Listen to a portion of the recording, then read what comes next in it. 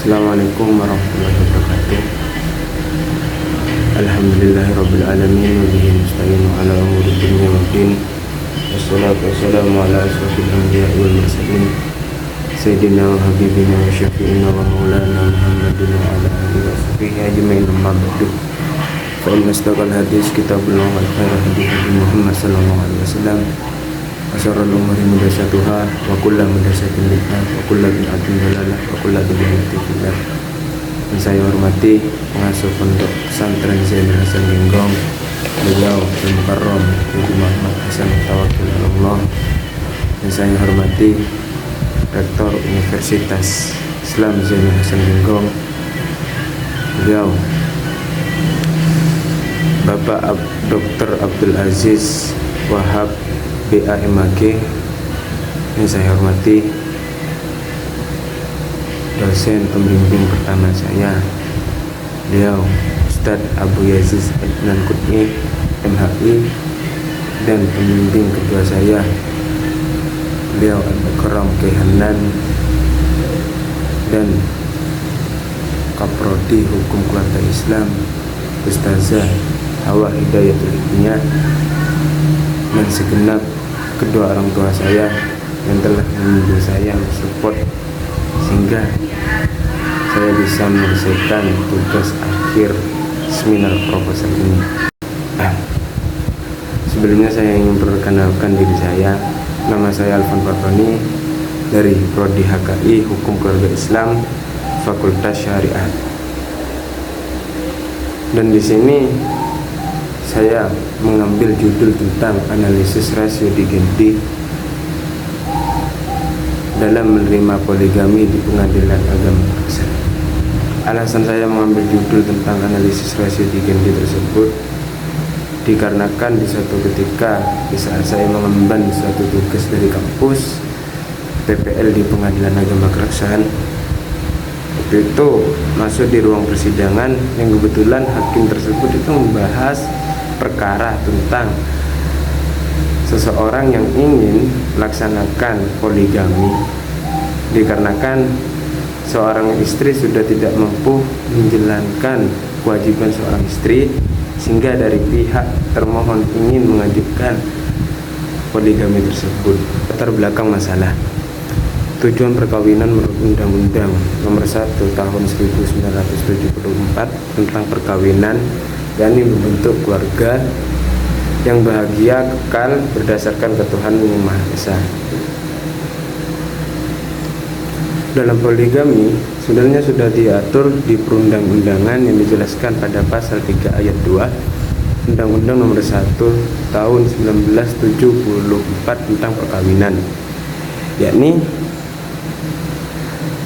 di pengadilan agama atau pengadilan agama dapat memberikan izin kepada seorang suami untuk beristri lebih dari seorang atau lebih dari satu apabila dikehendaki oleh pihak-pihak yang bersangkutan. Fokus penelitian. Adapun penulis ingin memfokuskan tentang bagaimana putusan hakim mengenai izin poligami yang ada di Pengadilan Agama Keraksaan. Dan penelitian ini adalah penelitian kualitatif, yaitu untuk menggambarkan objek tentang analisis rasio diganti dalam menerima izin poligami. Dan adapun data yang diperoleh oleh penulis yakni adalah data hukum primer dan sekunder. Rumusan masalah.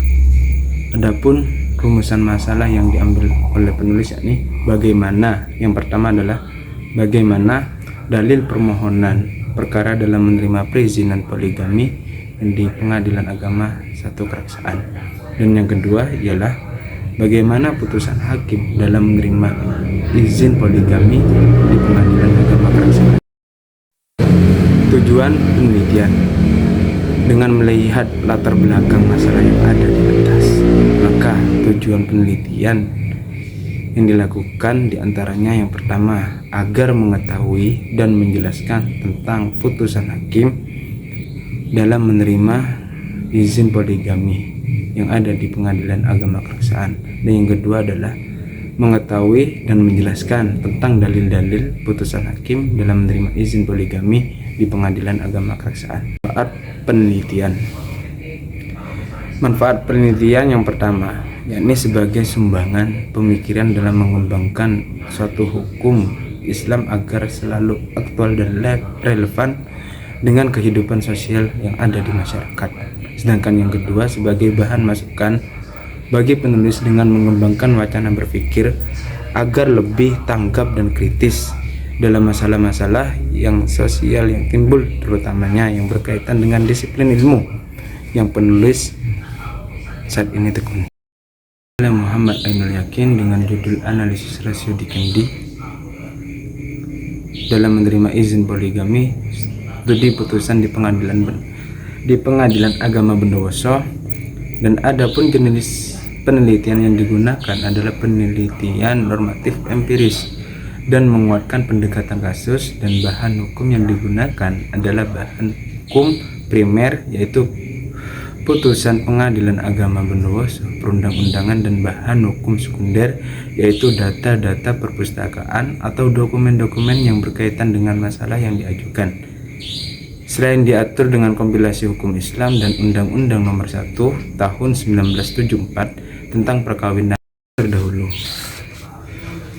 Adapun penelitian terdahulu yang ditulis oleh Atika Ayu Wulandari dengan judul Analisis Putusan Hakim dalam menerima izin poligami dalam Islam. Studi putusan di Pengadilan Agama Probolinggo.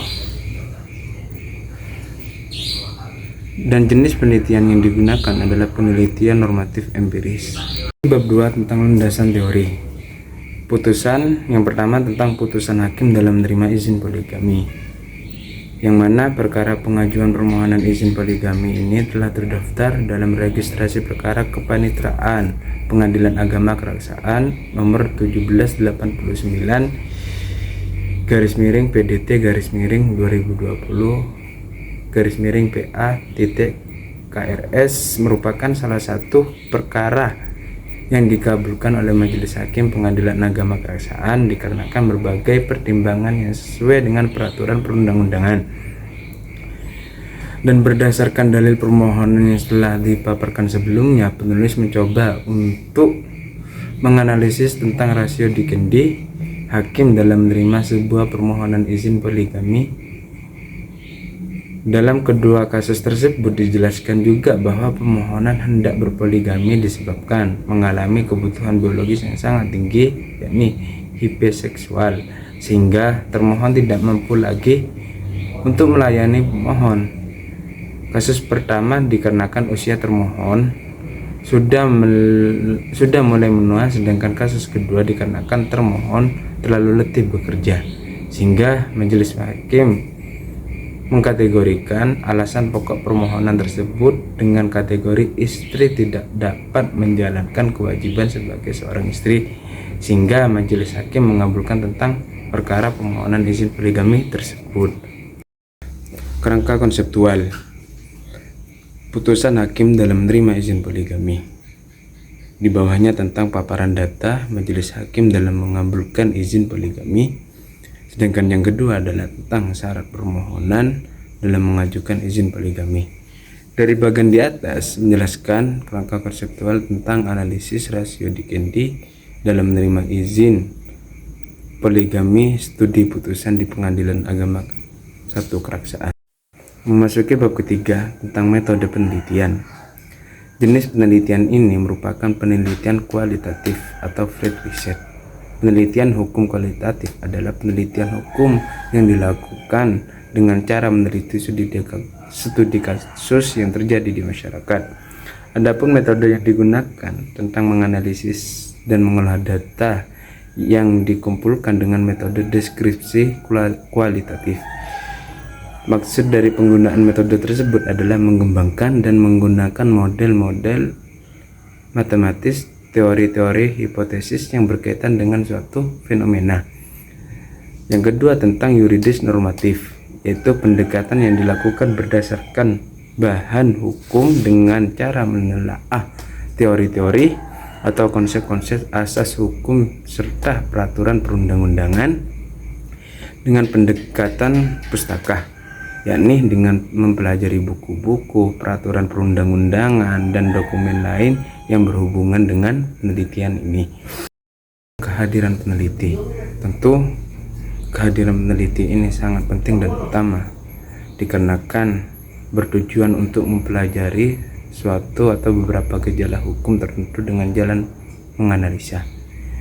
Adapun jenis penelitian yang digunakan dalam hal ini adalah yuridis empiris, yang mana dilakukan dengan cara mengumpulkan data informasi yang dilakukan dengan cara mengumpulkan data primer yang diperoleh secara langsung di lapangan, yang ditunjukkan kepada penerapan hukum yang berkaitan dengan penelitian tentang sumber data.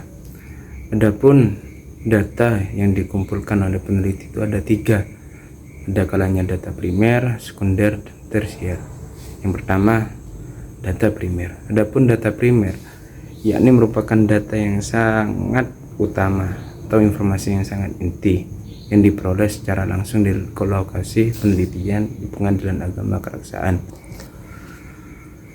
Adapun objek penelitian secara primer yang dimaksud peneliti yakni tentang wawancara langsung dengan hakim di kantor Pengadilan Agama satu Keraksaan. Yang kedua, tentang data sekunder.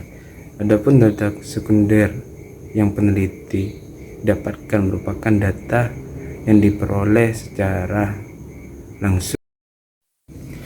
Teknik pengumpulan data melalui wawancara. Dengan teknik pengumpulan data wawancara ini bisa dilakukan dengan tatap muka, sesi tanya jawab secara langsung antara narasumber dan peneliti.